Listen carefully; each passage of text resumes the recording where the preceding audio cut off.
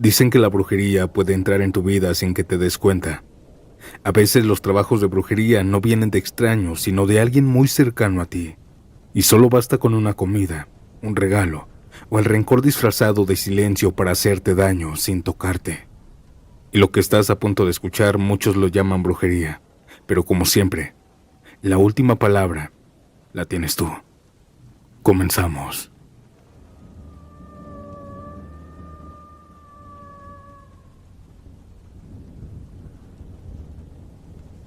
Traté de hacer un amarre de panteón y me salió muy mal. Todo esto que voy a contarles es real. Lo viví yo. Y aunque me avergüenza decirlo, creo que alguien tiene que escucharlo, para que no cometa el mismo error que yo.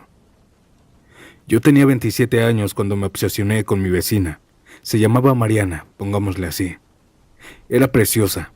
Vivía cruzando la calle y desde que se mudó no dejaba de pensar en ella. Le hablaba, la saludaba. Le invitaba a un café, una caminata, lo que fuera. Pero siempre me decía que no. Al principio pensé que era tímida, luego que no era su tipo, pero la verdad es que simplemente no quería nada conmigo. Y yo no aceptaba eso. Me metí a internet, vi videos, publicaciones, y una noche en un grupo de Facebook vi algo que decía: amarre definitivo, ritual con muerto.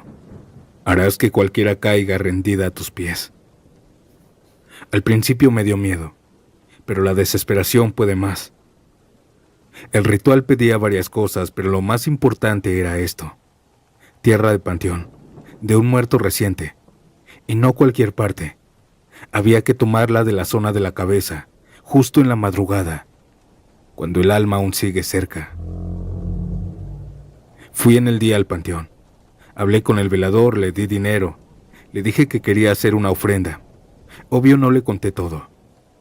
Él me dijo: la tercera fila, la lápida más nueva, lo enterraron ayer. Me cobró por dejarme entrar a las 3 de la madrugada y yo regresé esa noche. Esa madrugada fue como entrar al infierno. Yo llevaba una bolsita negra, una cuchara de metal, una veladora. Caminé solo entre las tumbas. El aire era helado. Todo estaba en silencio. Cuando llegué a la lápida me temblaban las manos. Saqué tierra de donde debía estar la cabeza. Sentí un escalofrío horrible, un frío que se metía por los huesos. Era como si alguien me estuviera observando desde adentro, como si esa tierra estuviera cargada de energía. Regresé a casa y en mi cuarto hice el ritual. Veladoras rojas, hilo rojo, fotos de ella y mías, algunas editadas porque nunca quiso tomarse una foto conmigo, un perfume mío y otras cosas que no mencionaré. Pero lo peor fue usar la tierra del muerto. Cuando la puse en el centro del círculo, la temperatura bajó de golpe. Sentí que alguien más estaba ahí. Se apagó una veladora y otra parpadeó. Y yo solo terminé como decía el texto. Tenía que tirar esa tierra, ya preparada, donde ella la pisara, y así se le pegaba el muerto, y la haría pensar, soñar, desearme, sin saber por qué. A las 5 de la mañana salí y puse una pequeña montaña de tierra justo al frente de su banqueta, donde ella pasaba a diario para ir a trabajar. Me regresé a dormir. Pensé que todo iría bien, pero no. Al poco rato de dormir sentí que el colchón se hundía. Clarito escuché los resortes, como si alguien se hubiera sentado a mis pies. No podía moverme y luego abrí los ojos de golpe. No había nadie, pero la marca de que alguien se había sentado quedó ahí. Los días pasaron y Mariana seguía igual, fría, distante, no me hablaba, no me volteaba a ver, pero algo sí había cambiado. Mi casa ya no era normal. Las cosas se comenzaron a caer solas. La televisión se encendía en la madrugada sin ninguna razón. Las luces a veces se apagaban solas. Me tocaban la puerta, pero no era nadie. Hasta la regadera se abrió una noche sola y comenzó a salir agua helada. Luego empezaron los sueños. Un hombre, muy enojado, me gritaba que no lo dejaba descansar en paz. Su cara estaba llena de tierra. Se sentía una presencia aplastante. A veces se arrastraba por el piso de mi cuarto en los sueños, jadeando. Yo despertaba bañado en sudor, con miedo, como un niño. Y cada noche era peor. Comenzaba a escuchar pasos en mi casa, puertas que se azotaban, objetos que cambiaban de lugar. Una madrugada desperté y todas mis ventanas estaban abiertas, aunque las había cerrado. Otra madrugada fue peor. Desperté sin razón y lo vi. Estaba en la puerta de mi cuarto, asomándose. Un hombre alto. Se asomaba por la orilla. Cuando me moví, él se apartó. Pensé que alguien se había metido, pero cuando fui a revisar, solo estaba yo. Supe que todo eso no era normal. Así que fui con un brujo. Me leyó las cartas, tocó mi pecho, me miró a los ojos y me dijo muy seguro: tienes un muerto pegado. Está muy enojado contigo. Lo sacaste de su lugar, le diste órdenes, y ahora no quiere irse. Comenzamos un mes entero de rituales. Uno de ellos incluía dejarle comida al muerto. Otra noche tuvimos que sacrificar un animal pequeño para alimentarlo y que se calmara. Me hacía limpias con huevos negros, ramas secas, hierbas que olían horrible. Una vez mientras me limpiaban, el brujo se desmayó. Dijo que el muerto no quería soltarme. El ritual final fue el más fuerte. Tuvimos que regresar al cementerio, a la misma tumba. Me vestí completamente de blanco. Pagué al velador otra vez. Y ahí, entre las lápidas, hicieron un círculo con sal y velas. Me comenzaron a golpear con ramas, me escupieron aguardiente, me rompieron la camisa. El brujo gritaba el nombre de aquel difunto, ordenándole que me soltara. Yo lloraba del miedo, sentía que me quería llevar. Pero cuando terminó, por fin sentí silencio. Un silencio que no tenía hace semanas. Desde entonces, gracias a aquel señor, ya no sueño con él. Mi casa está en paz. Las luces ya no se apagan solas. El colchón no se hunde, las puertas no se azotan. Y Mariana siguió sin hablarme. ¿Y saben qué? Está bien. Lo aprendí de la peor manera. Los amarres son peligrosos, y más si se hacen con difuntos. Porque no solo estás forzando la voluntad de alguien, estás profanando el descanso de alguien más.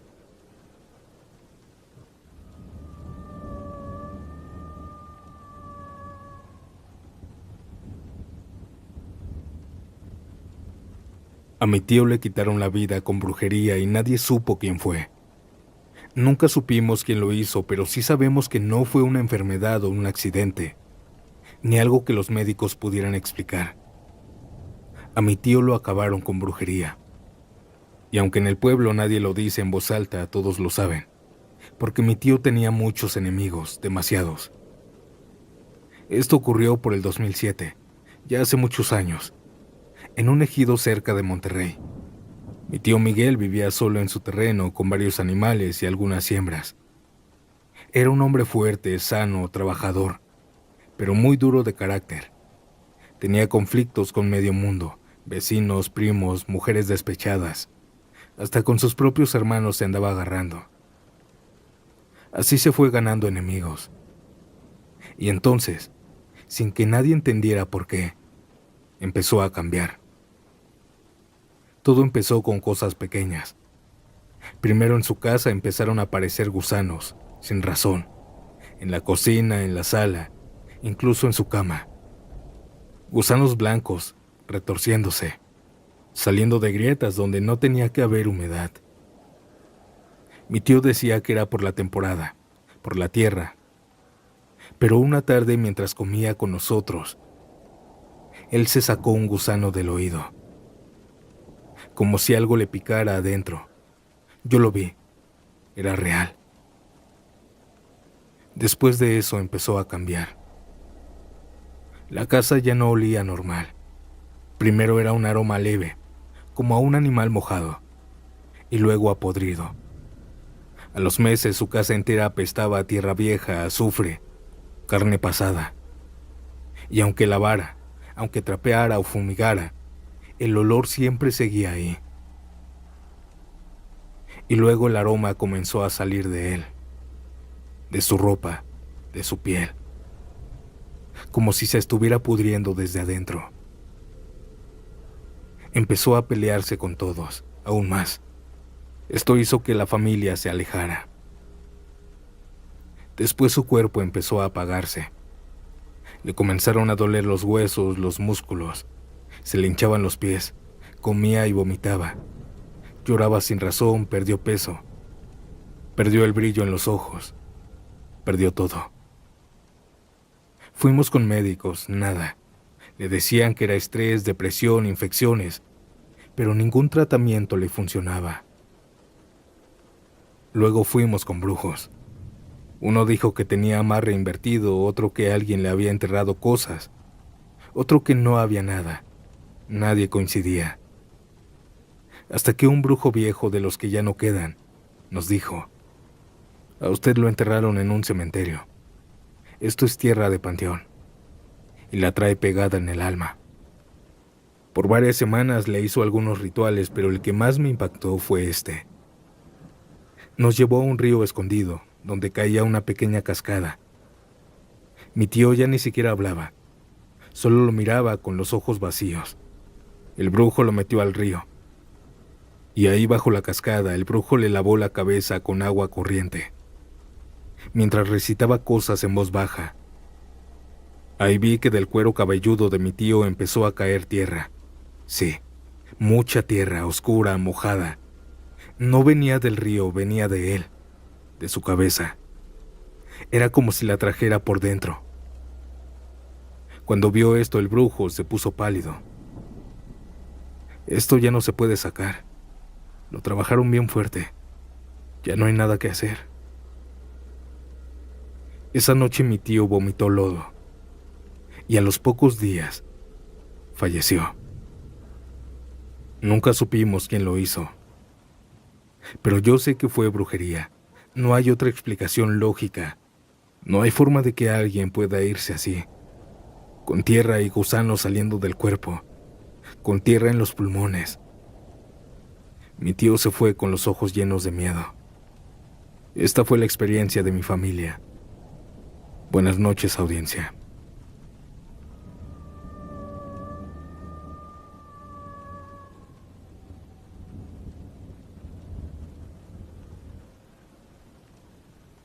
No sé si alguien me crea, pero estuve a punto de fallecer por algo que no se ve, que no se puede explicar. Durante meses sentí que alguien me estaba destruyendo desde lejos. Y sí, era brujería, brujería negra. Lo supe cuando empecé a vomitar cabello y a soñar con una mujer que me quería ver bajo tierra. Pero todo esto empezó mucho antes. Yo tenía 35 años. Estoy casada con un hombre que amo profundamente. Él trabaja en una oficina y siempre ha sido muy transparente conmigo. Me contaba todo, incluso de una compañera que lo buscaba de una forma insistente. Una mujer joven, como de 29 años. Al principio era solo coquetería. Le dejaba dulces, le hacía preguntas personales. Incluso una vez le dijo que si su esposa, o sea yo, no lo valoraba, que él merecía algo mejor, alguien más joven. Mi esposo la rechazó siempre. Me contaba todo con sinceridad. Una tarde ella le regaló un chocolate. Eran dos, según dijo. Uno para él y otro para mí. Pero el mío venía marcado con una rayita en la envoltura. Le dijo que no se lo tenía que comer él, que solo era para mí. Me lo comí. Y desde esa noche empecé a tener migrañas raras, de esas que llegan de pronto como si una presión fuerte me apretara el cráneo. Luego comenzaron las náuseas. Todo esto no era muy frecuente, me daba de vez en cuando. Pasaron los días. Una ocasión mi esposo llegó con un pan que la misma chica le había dado. Le dijo que era para mí, que sabía que a su esposa le gustaban los panes de canela. Y era cierto, así que me lo comí. Me lo estaba comiendo, pero encontré un cabello larguísimo en el relleno. Me dio un poco de asco, sí, pero no lo asocié con nada raro. Lo saqué y me terminé comiendo el pan. Sin embargo, esa noche fue diferente. No tuve un sueño normal. Tuve una pesadilla donde estaba en un cuarto oscuro. Y ahí aparecía una mujer, sin rostro. Me apretaba el cuello con fuerzas mientras me decía al oído cosas que no entendía. Me desperté tosiendo, ahogada, asustada, y con un dolor horrible en el pecho, como si algo se hubiera sentado encima de mí mientras dormía.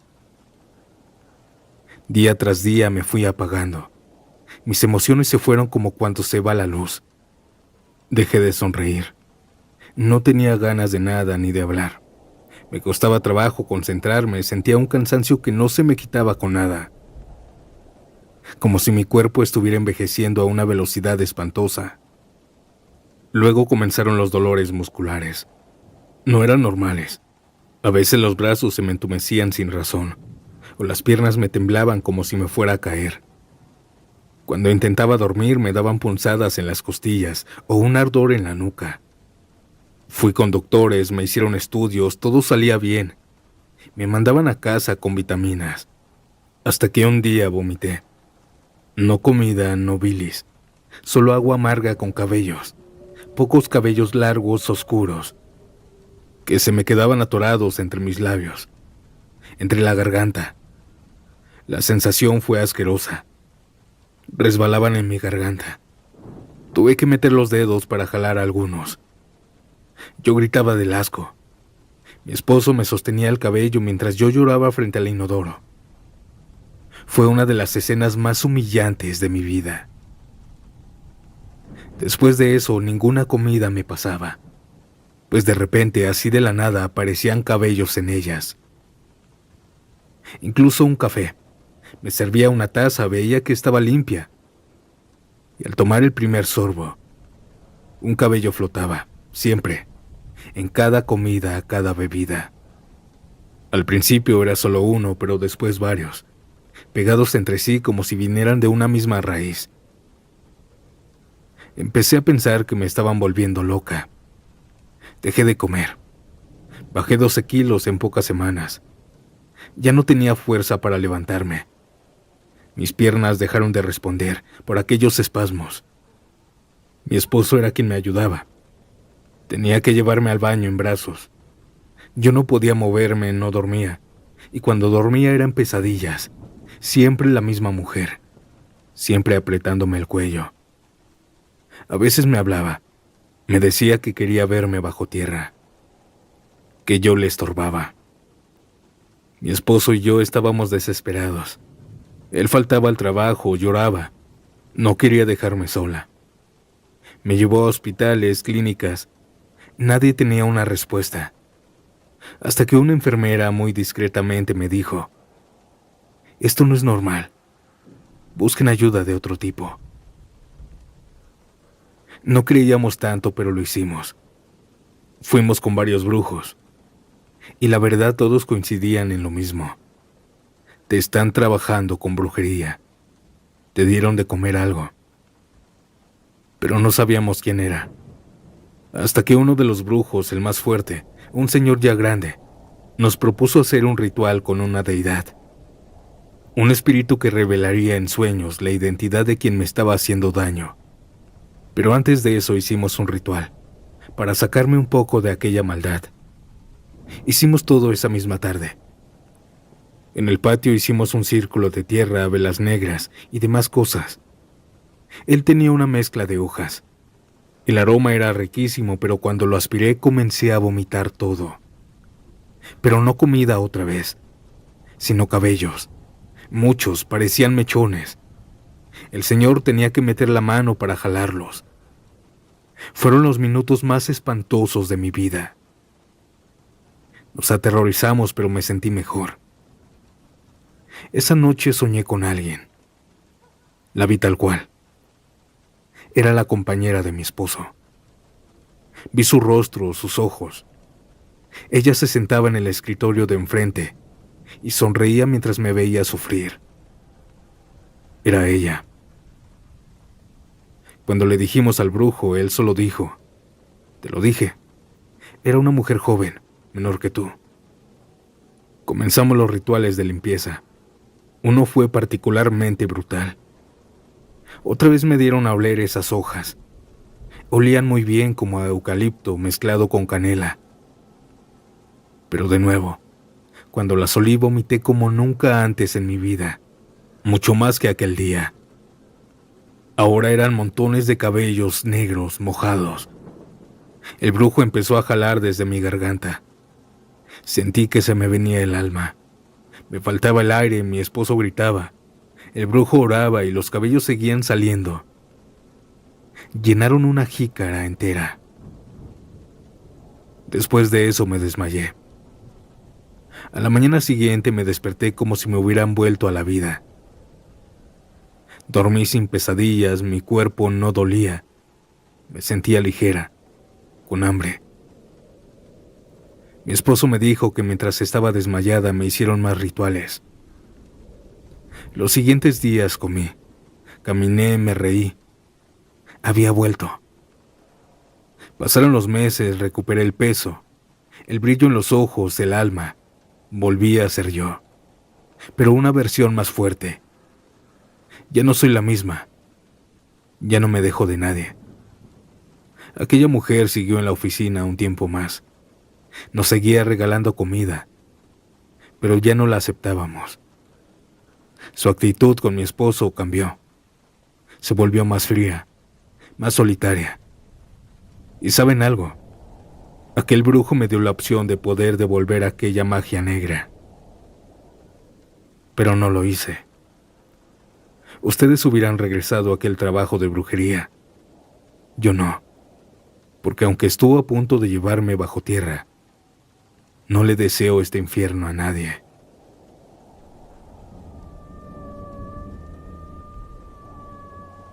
Audiencia, díganme algo. ¿Qué les está pareciendo este episodio hasta ahora? Después de lo que han escuchado, ¿creen en la brujería?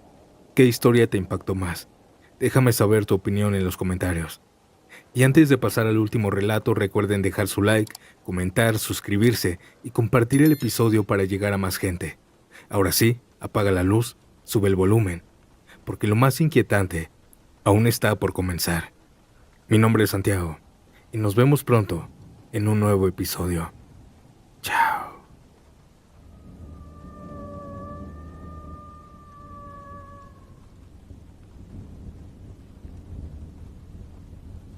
No sé cómo empezar esto sin que parezca mentira, pero me da miedo recordar lo que vivimos mi hija y yo.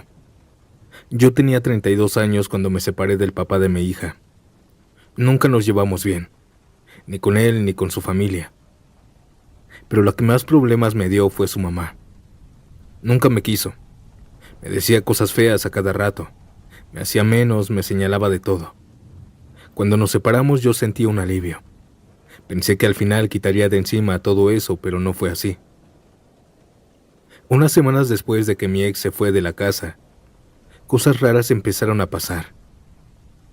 La primera fue una noche que escuché un golpe en el patio, como si hubieran aventado una piedra.